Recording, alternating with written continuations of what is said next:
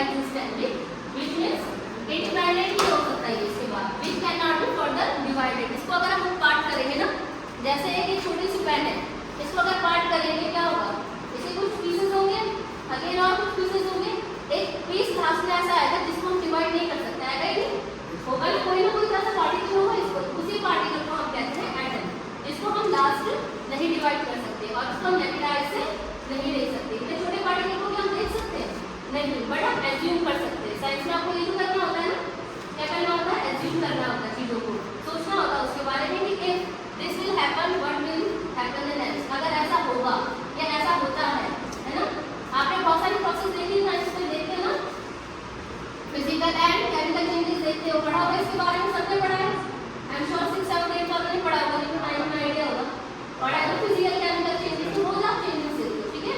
सो chemicals को, atoms को and molecules को we use in our daily life, हम डेली लाइफ में इसका यूज करते हैं ना। सबसे पहले आपको क्या पता होना चाहिए, हम क्यों पढ़ रहे हैं इसको, एटम एंड मॉलिक्यूल के बारे में क्यों पढ़ रहे हैं? Because our entire universe is made up of elements, atom, molecule, ये सबसे बना है ना। और केमिकल्स जो हम सुबह से शाम तक यूज करते हैं, ये डेली लाइफ करते हैं, सुबह से उठते जो ब्रश स्टार्ट करते हैं, पेस्ट होता है, किससे बना है?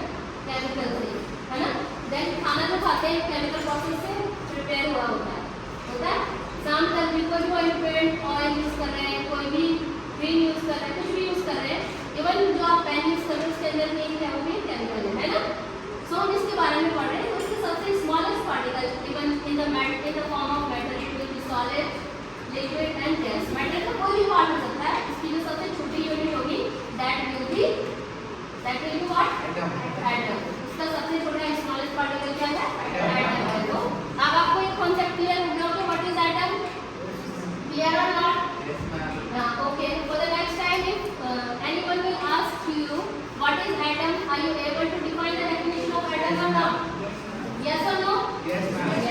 सो अब आपको ये माइंड में रखना है कि क्या होता है, क्या होता है? Smallest particle of the any matter which cannot be further divided। तो सबसे छोटा पीस जो आपने ले लिया and can't be seen by the naked eye। yes, such a smallest item cannot be seen by the naked eye। इसको naked eye से नहीं देख सकते, but we can assume, है ना। ये हम सबको पता है कि पौधे खाना बनाते ना, by which process? photosynthesis। But हमने देखा है कभी नहीं, बट हम उनकी ग्रोथ को देख सकते हैं, ग्रोथ देखते हैं ना, उनके फूड वेयरिंग देखते हैं, फूड होते हैं, सब कुछ देखते हैं। सो चेंजेस होते हैं, अगर हम देख सकते हैं तो भी चेंजेस होते हैं, नहीं देख सकते तो भी चेंजेस होते हैं। सो हमको एज्यूम करना है, क्लियर? ओके, अब ये क्या है? एटम के बारे में जब सबसे पहले स्टार्टिंग हुई थी कि सबसे छोटा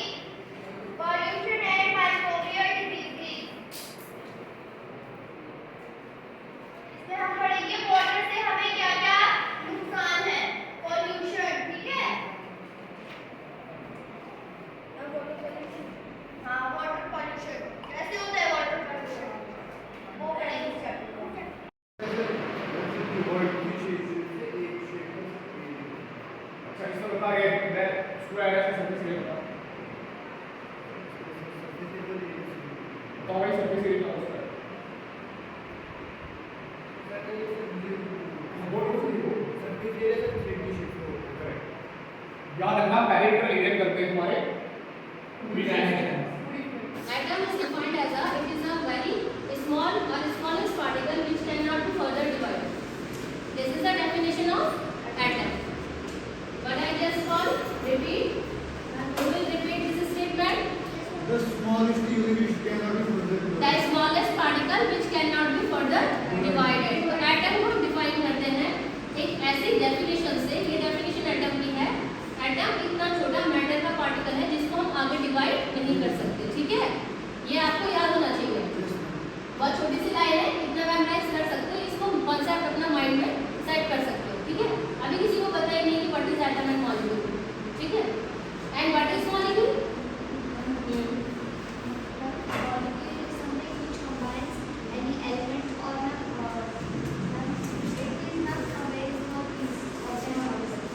Sit down.